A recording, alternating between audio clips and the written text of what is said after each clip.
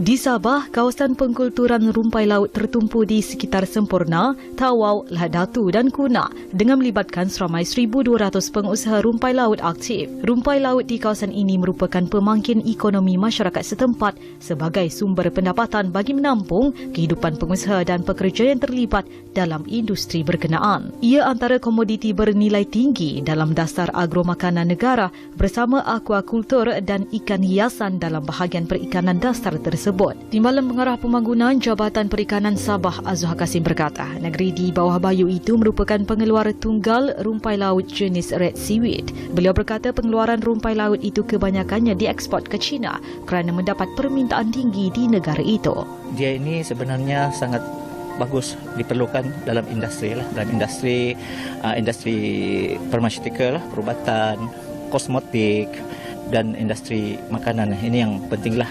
Rumpai laut ini sebenarnya dia diekstrak untuk dijadikan sebagai serbuk ataupun dipanggil sebagai refine kerajinan, dan end product dia itu boleh digunakan untuk industri yang saya sebutkan tadi.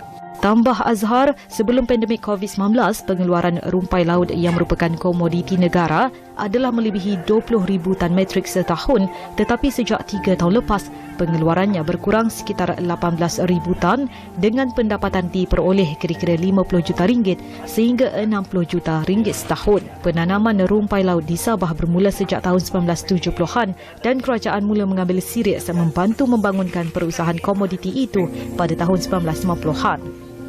Kerajaan Persekutuan telah memperkenalkan projek National Key Economic Area pada tahun 2010-2011, di mana rumpai laut merupakan satu komoditi penting yang diletakkan sebagai high impact project, di mana mendapat banyak peruntukan daripada Kerajaan Persekutuan dengan hasrat membangun rumpai laut ini bukan lagi secara tradisi tetapi secara komersial. Jabatan Perikanan Sabah secara langsung terlibat dalam pembangunan rumpai laut di samping beberapa program turut diperkenalkan, antaranya program mini estate membabitkan sektor swasta serta projek kluster menggabungkan minimum 30 pengusaha secara berkelompok.